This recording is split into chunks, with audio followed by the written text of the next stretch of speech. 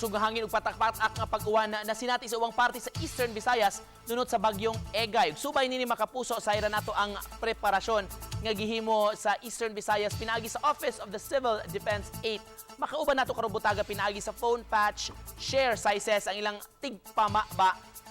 Mayong buntag, Ma'am Share. Maayong buntag po sa GMA. Thank you so much, ma'am, for joining us this morning. Kumusta na po ang sitwasyon dyan, ma'am, sa Eastern Visayas ngayong araw? Yes po. So far right now, sir, ay cloudy lang po. We have cloudy skies po. And sa northern portion naman po ng rehiyon ay medyo may pag-ulan pero light to moderate na lang po ito.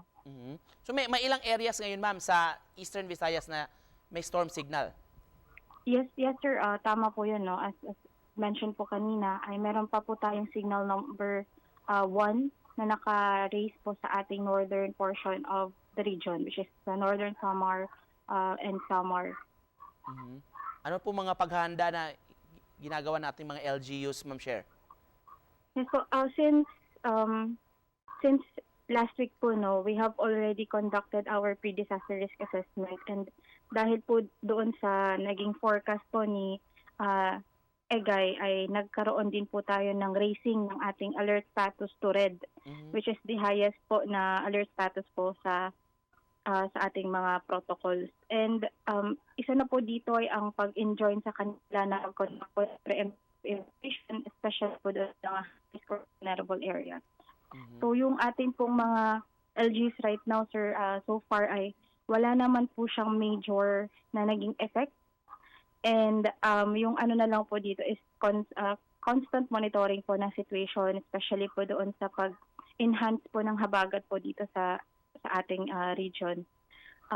Aside from that, sir, ay nag-a-assess din po ang ating mga LGUs po on their preparation, especially po sa mga teams na pwede pong i-deploy should the need for preemptive or forced evacuation arise. And ganoon din po ang ginagawa ngayon, naka-Charlie or Red Alert din po ang ating mga local government units.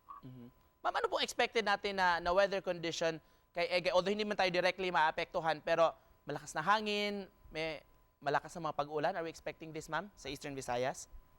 Yes, so far ngayon, sir, yung ating binabantayan po for the effects ng Egay ay nasa northern part ng ating region. Dahil po, syempre, medyo ano pa sila, nasasama pa sila sa bandwidth ni Egay. However, dito po sa lower portion po ng Eastern Visayas ay makakaramdam pa rin po tayo ng konting pag-ulan dahil po sa localized thunderstorms, rainfall na dulot po ng habagat po.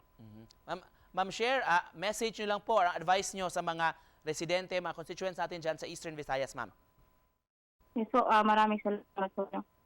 For our constituents, especially on general public po, we are advising po to continuously update po and monitor the situation, especially po doon sa mga high risk or vulnerable areas po, no, na makinig po tayo sa ating kinaukulan sa mga local DRM councils and offices po natin na mag-conduct po tayo ng precautionary measures at sumunod po tayo sa kanilang abiso kung kailanganin po natin na mag-preemptive evacuation para po maiwasan po ang any eventualities or casualties dulot po ng Egay and sa mga other weather systems po na present dito sa ating region. Alright. Thank you so much for joining us this morning, Ma'am Share. Ingat kayo dyan sa Eastern Visayas, mga kapuso. Share sizes tigpamaba sa OCD 8.